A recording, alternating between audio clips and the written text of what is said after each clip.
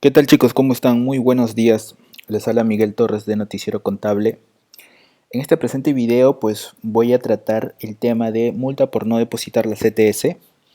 Creo que es un tema muy interesante ya que pues muchas veces los diarios o algunos personajes pues como que exageran pues no las infracciones respecto a este tema o lo escandalizan con artículos que si bien es cierto en parte son correctos, pero tampoco no detallan cuándo se aplica ese tipo de sanciones y qué beneficios tendría la empresa en caso de subsanarlos. Así que vamos a tocar este tema que, bueno, el día de ayer pues me llegó un correíto justamente pidiendo una consultoría sobre esto y pues me animé a hacerlo. A ver chicos, es común que quizás ustedes pues puedan ver estos titulares en los diarios o en el Facebook también, ¿no? Porque veo que muchos grupos comparten noticias y a veces pues hacen el copy-pega. Por ejemplo, esta noticia que ustedes están viendo es del comercio, del 6 de mayo, CTS depósito es hasta el 16,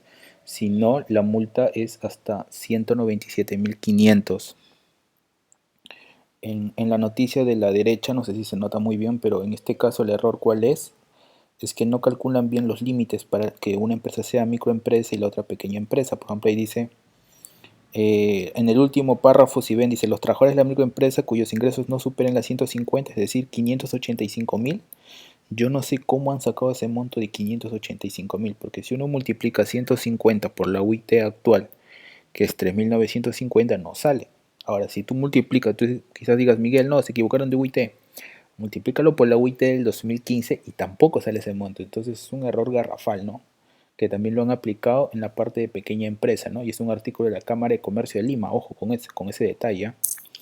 Pero a ver, veamos lo siguiente, chicos, que ustedes tienen que tener en cuenta si por ahí a la fecha todavía no han depositado la CTS. Lo primero que tienes que saber es que las infracciones va a depender mucho el valor de la categoría de tu empresa. Yo le llamo categoría. Eh, si está categorizado como microempresa, pequeña empresa o no MIPE. No MIPE se entiende que es una empresa del régimen privado, ¿no? Decreto legislativo 728 que paga todos los beneficios, ¿no? Por decirlo así. Entonces, primer punto que tienes que tener en cuenta es clasificar. ¿Dónde te encuentras tú? ¿Micro, pequeña o no MIPE? Segundo punto, clasificar, o mejor dicho, tienes que tener en cuenta cuántos son los trabajadores afectados, que es muy diferente al número total de trabajadores. Ejemplo, yo puedo tener en mi empresa 5 trabajadores y a los cuales a los 5 no le he depositado. Entonces, en ese caso, el número total de trabajadores sí es igual al número total de trabajadores afectados. Pero puede darse el caso de que yo tenga, por ejemplo, 10 trabajadores y quizás a 4 sí le he depositado y a 6 no. En ese caso, entonces el número total de trabajadores serán 10, pero el número de trabajadores afectados solamente serán 6, porque a 4 sí le deposité. Entonces en este caso mi multa será solamente, o mejor dicho, me tengo que guiar solamente en base a esos 6 trabajadores. Ahora, otro punto importante que tienes que tener en cuenta son los siguientes. A ver, a modo de review, recuerda que no depositar la CTS es una falta grave y no entregar la liquidación del CTS del depósito realizado es una falta leve. Recuerda que los cuadros normalmente se clasifican en tres tipos de gravedad: leves, graves y muy graves. Entonces, a modo de review, recuerda, no depositas la CTS, grave. Recuerda que luego de haber depositado la CTS tienes la obligación de entregar una hoja de liquidación. Si tú no haces eso, es leve. Entonces te vas a guiar grave o leve. Entonces, ¿qué más? Ojo que para calcular la multa pues va a depender del tipo de empresa, ya hemos dicho eso, y se calcula en base a los trabajadores afectados. Y finalmente recuerda que va a ser obligatorio que adiciones los intereses. ¿Por qué intereses? Porque se entiende que el depósito está dejando de ganar intereses y tienes que regularizarlo. ¿Cómo los calculas? ¿Cómo los calculas? En este caso tendrás que guiarte de cada entidad financiera, ¿no? Si por ejemplo no depositas de las CTS del BCP, tendrás que averiguar cuál es la TEA del BCP, ¿no? Miguel, yo en el Banbif, tienes que averiguar la TEA del Banbif. Y en caso que sea en moneda extranjera, dólar, euro, yen, peso mexicano, eh, podría haber o tendrías que adicionar también el tema de diferencia de cambio, ¿no? De repente, pues a tal fecha yo hubiera ganado un poquito más por la diferencia de cambio, tendrás que regularizarlo. Ahora, esos son los puntos básicos para que tú puedas hacer el cálculo de la multa STS. Y que normalmente los diarios, hasta esta parte, pues parecería que estén bien, ¿no? Porque miren, si ustedes ven acá y dicen, ¿no? Multa hasta 197.500. Y quizás tú digas, Miguel, ¿y cómo sale ese monto? Es muy fácil. Lo que hacen los diarios es poner la multa más fuerte. O sea, lo que hacen es irse a la sección no MIPE.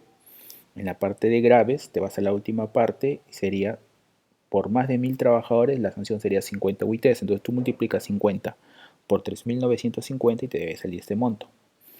Pero deberían detallar, ¿no? Que esta multa siempre y cuando se va a aplicar, que tengas más de cuánto, 1000 trabajadores.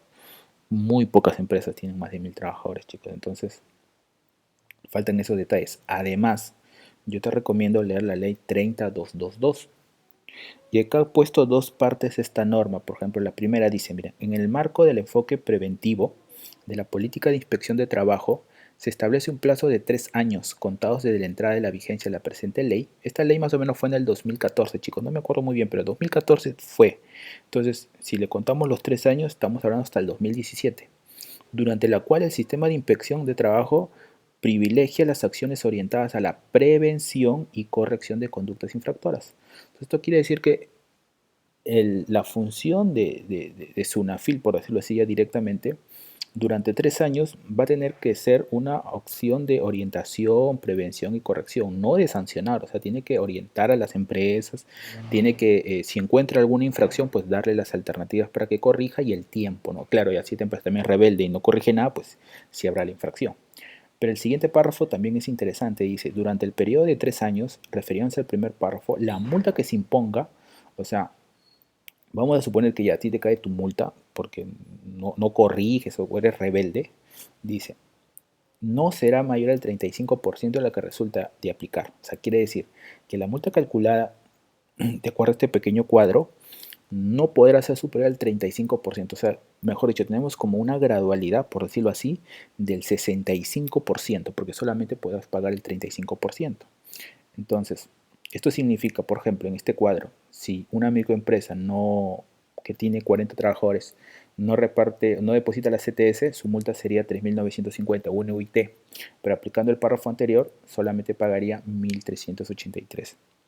De igual manera, ¿no? Para una no MIPE, su multa sería 10 UITs, 39.500, pero aplicando lo que dice la ley 3222, solamente pagaría hasta 13.825. Entonces, estos artículos o estos titulares prácticamente no es correcto porque en la vida se podría aplicar una multa de 197.500 porque la empresa, ¿qué es lo que tendría que hacer? O en todo caso, el mismo SUNAFIL tendría, aplicando la ley, solamente lo podría multar hasta el 35% de dicho valor. Entonces, nada chicos, bueno, esto fue el presente video acerca del tema.